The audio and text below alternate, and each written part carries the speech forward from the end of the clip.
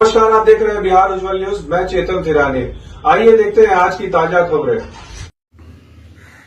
नमस्कार दोस्तों, मैं दिलीप कुमार। दोस्तों, बीपीएससी टीआरई 3 रिजल्ट में 1 कैंडिडेट 1 रिजल्ट लागू होना चाहिए।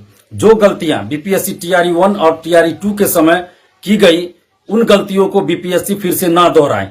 बीपीएससी से हम ये मांग कर रहे हैं, आग्रह कर रहे हैं कि आप टीआरई 3 में 1 कैंडिडेट 1 रिजल्ट को लागू कीजिए, ताकि लाखों शिक्षक अभ्यर्थियों को न्याय मिल सके और सीटें खाली न रहे। टीआरई 1 और टीआरई 2 के समय जो प्रक्रिया अपनाई गई, उसके कारण हजारों सीटें खाली रह गई।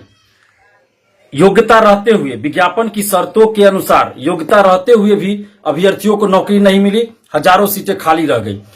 बीपीएससी टीआरई 1 टीआरई 2 के समय क्या गलती हुई थी कि जो भी अभ्यर्थी परीक्षा में शामिल हुए और उनको जो मार्क्स आया बीपीएससी की परीक्षा में, उस मार्क्स के आधार पे औपबंधिक रिजल्ट बीपीएससी ने जारी किया। कहा गया कि यह औपबंधिक रिजल्ट है।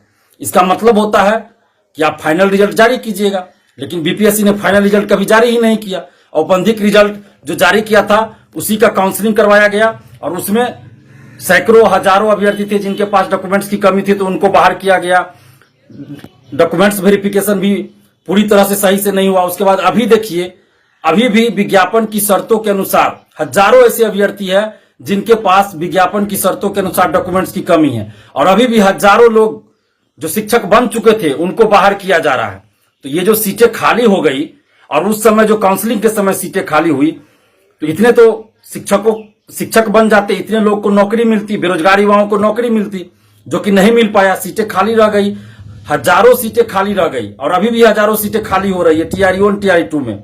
और दूसरी तरफ हजारों ऐसे शिक्षक अभ्यर्थी थे जो योग्यता रखते हुए उनको नौकरी नहीं मिली। हजारों ऐसे शिक्षक अभ्यर्थी थे जिनकी उम्र समाप्त हो गई, जबकि उसी बहाली में उनको नौकरी मिलना चाहिए था, जो कि नहीं मिला। तो ये लाखों शिक्षक अभ्यर्थियों के साथ अन्याय हुआ। तो ये अन्याय टीआरई 3 में ना हो, इसलिए हम बीपीएससी से ये आग्रह कर रहे हैं कि आप पहले 11-12 का काउंसलिंग करवाइए, उसके बाद 11-12 का रिजल्ट जारी कीजिए, फिर उसके बाद आप 9-10 का काउंसलिंग करवाइए, फिर काउंसलिंग के बाद 9-10 का रिजल्ट जारी कीजिए। इसी तरह आप नीचे के क्लास का कीजिए, यानी कि आप पहले 11-12 का कर लीजिए काउंसलिंग और उसका रिजल्ट जारी कर दीजिए।